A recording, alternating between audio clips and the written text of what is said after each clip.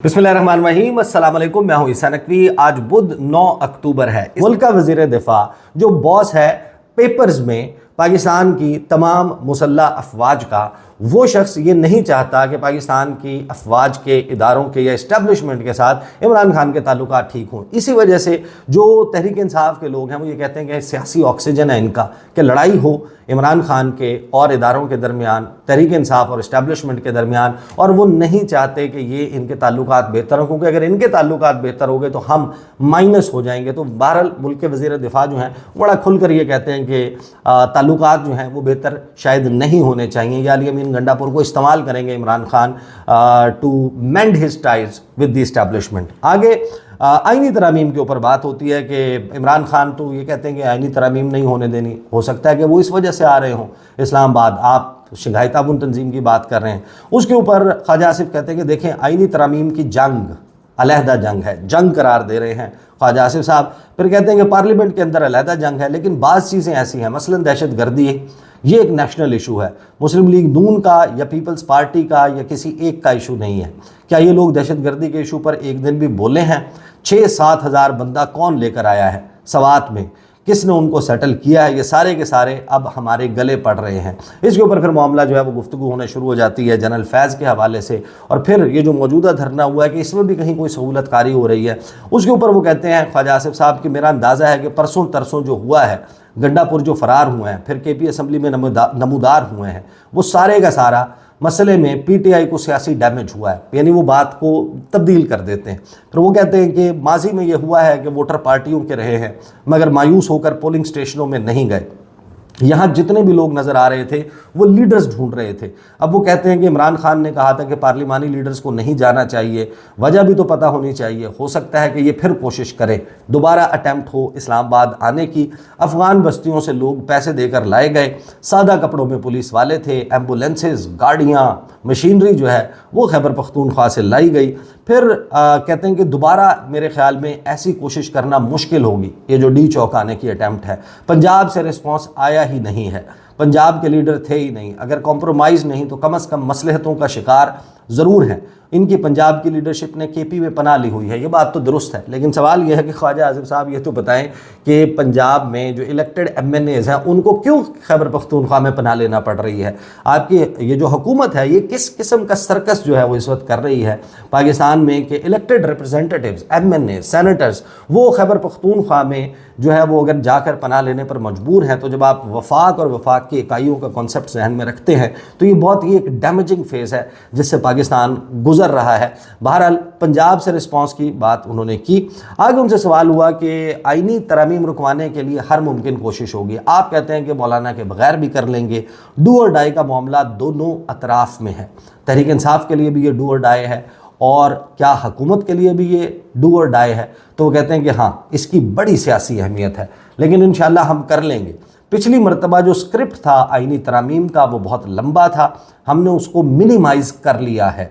मेरे ख्याल में मीडिया में किसी भी वक्त आ जाएगा वो जो भी स्क्रिप्ट है, और उसमें फिर वो कहते हैं कि मैं एक शिक्का बताता हूँ। शिक पर आने से पहले एक बात कन्फर्म हो जाती है कि हुकूमत जो है उन्होंने मौलाना फजलुर रहमान को राम करने के लिए इसके ड्राफ्ट को अब ट्रिम कर लिया है, और इसी बुनियाद के ऊपर मौलाना फजलुर रहमान को वो करने की, उनको मनाने की भरपूर कोशिश की जा रही है कि मौलाना फजलुर रहमान इस 17 से 25 अक्टूबर के दरमियान की जाने वाली अटैम्प्ट जो है वो मान लें, और उनको सौफनत किया गया है उनकी शराइत के मुताबिक। लेकिन हुकूमत का जो मुसव्वदा है उसमें I can tell you on basis of information कि काजी फ़ाइज़ ईसा रुकते हुए नज़र आ रहे हैं। मौलाना फजलुर रहमान इस पर मानेंगे या नहीं ये एक सेपरेट सवाल है। जस्टिस मंसूर अली शाह के हवाले से भी उन्होंने बड़ी इंटरेस्टिंग बात की है। बहरहाल ख्वाजा आसिफ कहते हैं कि मीडिया में किसी भी वक्त आ जाएगा वो जो नया मुसव्वदा है, वो जो भी स्क्रिप्ट है, और वो उसमें एक शिक बताता हूँ। दुनिया की बेशतर जमहूरियतों में जजों की अपॉइंटमेंट पार्लियामेंट के पास है। फिर वो उन्होंने अपने 2008 में अपने घर एक मीटिंग का हवाला दिया जिसमें एतजाज़ एहसन भी थे, फ़ारूक नाइक भी थे, एक और शख्स भी थे, एक सुप्रीम कोर्ट के उस वक्त के जज भी थे। उन्होंने कहा कि जो है वो इस तमाम मामले का हवाला जो है वो 2008 का देते हुए बहरहाल उन्होंने कहा कि हमें तो उस वक्त पीपल्स पार्टी ने कहा था کہ آپ پچھتائیں گے، اور آج پچھتانے والی بات ہو رہی ہے۔ تو ہم یہ کہتے ہیں کہ جو ججز کی اپوائنٹمنٹ کی کمیٹی ہے اس کو مرج کر لیا جائے، جوڈیشری اور پارلیمنٹ کی، اور پھر آنے والے وقتوں میں جو بھی پارلیمنٹ میں لوگ ہوں گے وہ ڈومینیٹ کریں گے، ان کی تعداد زیادہ ہوگی، اس میں اپوزیشن کے اور حکومت کے لوگ بھی ہوں گے، عدلیہ کے لوگ بھی ہوں گے۔ تو یہ حکومتی مسودے میں ایک شق تو اب کنفرم ہو گیا، جو وزیر دفاع خواجہ آصف صاحب کہہ رہے ہیں کہ ججز کی اپوائنٹمنٹ کا معاملہ پارلیمنٹ کے اختیار میں جانے کی جو شق ہے وہ اب آنے والے مسودے میں موجود ہے۔ پھر اس کے اوپر سوال ہوا کہ بلاول اور مولانا آن بورڈ ہیں ملٹری عدالتوں کے حوالے سے بھی، وہ کہتے ہیں کہ مجھے علم نہیں ہے۔ پھر ان سے پوچھا گیا خواجہ آصف سے کہ ڈیڈ لائن کیا ہے، کب تک یہ ترامیم ہو جائیں گی؟ اس کے اوپر وہ کہتے ہیں کہ میرا یہ ایک شک ہے، دوسری جو ہے 2-3 اور ہیں، بات کو وہ ٹالتے ہیں۔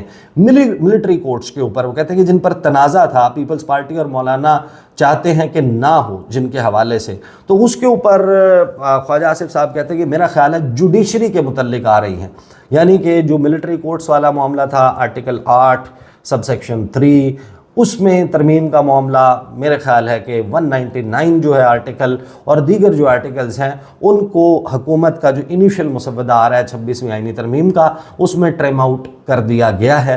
تو وہ صرف جوڈیشری اسپیسیفک جو ہے وہ اب جوڈیشل پیکج وہ لانے کی منصوبہ بندی حکومت کی طرف سے ہو رہی ہے۔ پھر ان سے سوال ہوتا ہے آئینی عدالت، کہتے ہیں جی اس حوالے سے یہ میثاق جمہوریت کا حصہ ہے، اگر پارلیمنٹ کے پاس پاور آ جاتی ہے تو کل کوئی بھی حکومت ہو اس کے پاس یہ سب کچھ ہوگا۔ مسئلہ یہی ہے، عمران خان کہتے ہیں، حامد خان کہتے ہیں کہ ایک بینچ بنا دیں سپریم کورٹ میں آئینی معاملات دیکھنے کا۔ منصور علی شاہ کا نوٹیفیکیشن نہیں آیا، فاروق چنائک نے کہا ہے کہ یہ جب ان سے سوال ہوا کہ منصور علی شاہ کا تو نوٹیفیکیشن نہیں آیا، فاروق چنائک نے کہا ہے کہ ان کا نوٹیفیکیشن 25 تک آ جائے گا، تو اس پہ خواجہ آصف کہتے ہیں کہ ہاں آ جائے گا، اس میں کوئی رولا نہیں ہے۔ پھر ان سے پوچھا گیا کہ اور آئینی عدالت بن جائے گی، تو کہتے ہیں اگر آ جاتی ہے ترمیم تو بن جائے گی، اگر آئینی عدالت بینچ میں سے ہی بنائی جائے تو اس کا کوئی فائدہ نہیں ہے، وہ تو گناہ بے لذت کرنے والی بات ہوگی نا، یعنی ان ترامیم سے حکومت اپنی ایک لذت کشید کرنا چاہتی ہے۔ آگے ان سے یہ سوال ہوتا ہے کہ جیسے یہ آئینی ترامیم لائی گئی ہیں، آپ مانتے ہیں کہ یہ طریقہ کار غلط تھا؟ بلاول نے کہا کہ پہلے جج صاحبان کے پاس گئے اور انہوں نے پریمپٹ کرتے ہوئے وہ جو مخصوص نشستوں والا معاملہ ٹیک اپ کر لیا تھا اور فیصلہ دیا، اس پہ خواجہ آصف کہتے ہیں کہ دیکھیں میں اس سلسلے میں بہت محتاط بات کروں گا، عدلیہ اس وقت بہت ایکٹیولی سیاست میں حصہ لے رہی ہے، ڈائریکٹلی اور انڈائریکٹلی۔ ماضی میں ان کا رویہ ایگزیکٹو کے ماتحت ہوتا تھا، ایگزیکٹو چاہے فوج تھی یا سویلین، اب وہ لیڈ کر رہے ہیں فور فرنٹ پر۔ آپ کو جو جوڈیشری نظر آتی ہے، باقی ادارے آپ کو 2-4 قدم پیچھے نظر آئیں گے۔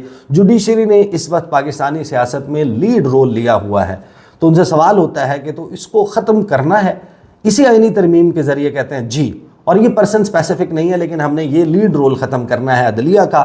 قاضی فائز عیسیٰ کی جگہ کوئی اور جج بھی ہو سکتا ہے۔ جب خواجہ آصف سے پوچھا حکومت ذہنی طور پر تیار ہے، اس کے اوپر وہ کہتے ہیں کہ جی بالکل، یہ ایک لینڈ مارک ترمیم ہوگی۔ مجھے بتائیں نا، مجھے 2 لاکھ تنخواہ ملتی ہے، انہیں ججوں کو 16 لاکھ تنخواہ ملتی ہے، وہ بہت زیادہ کام کرتے ہیں کیا میرے سے؟ میں تو قید بھی ہوتا ہوں، مجھے پکڑا بھی جاتا ہے، میرے گریبان پر بھی ہاتھ پڑتا ہے، میرے بیوی بچے پر بھی مقدمات ہوتے ہیں، وہ بھی قید ہوتے ہیں، ہمیں کون سے پلاٹ ملتے ہیں، کون سی ہاؤسنگ سوسائٹی ہے ہماری، بجلی اور پانی کے بل ہم دیتے ہیں۔ تو پھر جو ہے وہ عمران خان کے متعلق بات ہوئی کہ بات چیت کے دروازے بند ہیں، تو خواجہ آصف کہتے ہیں کہ ہمیں کون سا شوق ہے۔ پھر ان سے پوچھا گیا کہ عمران خان کا معاملہ ملٹری کورٹس میں جا سکتا ہے، وہ کہتے ہیں کہ جی پاسبلٹی ہے، بالکل ہے، ٹرائل بھی ہو سکتا ہے۔ انہوں نے ایک اور 9 مئی کرنے کی کوشش کی، سسٹم کو بریک ڈاؤن کی طرف لے جانا چاہتے تھے۔ پی ٹی آئی اب KPK تک محدود ہو گئی ہے۔ پھر سوال ہوا ان سے جو میرا خیال ہے کہ شاید سب سے امپورٹنٹ تھا، اور منصور علی شاہ کے حوالے سے خدشہ ہے کیا؟ حکومت کو جو پرابلم ہے منصور علی شاہ سے، اب وہ لڑائی جس نہج پر لا چکے ہیں اس کا اظہار کرتے ہوئے خواجہ آصف نظر آتے ہیں، اور جس طریقے سے وہ رک رک کر، اٹک اٹک کر، منا کر، ہکلا کر بات کر رہے تھے، اس سے آپ کو اندازہ ہوتا ہے کہ ایک خوف ہے جس کا سایہ اس وقت منڈلا رہا ہے مسلم لیگ نواز پر۔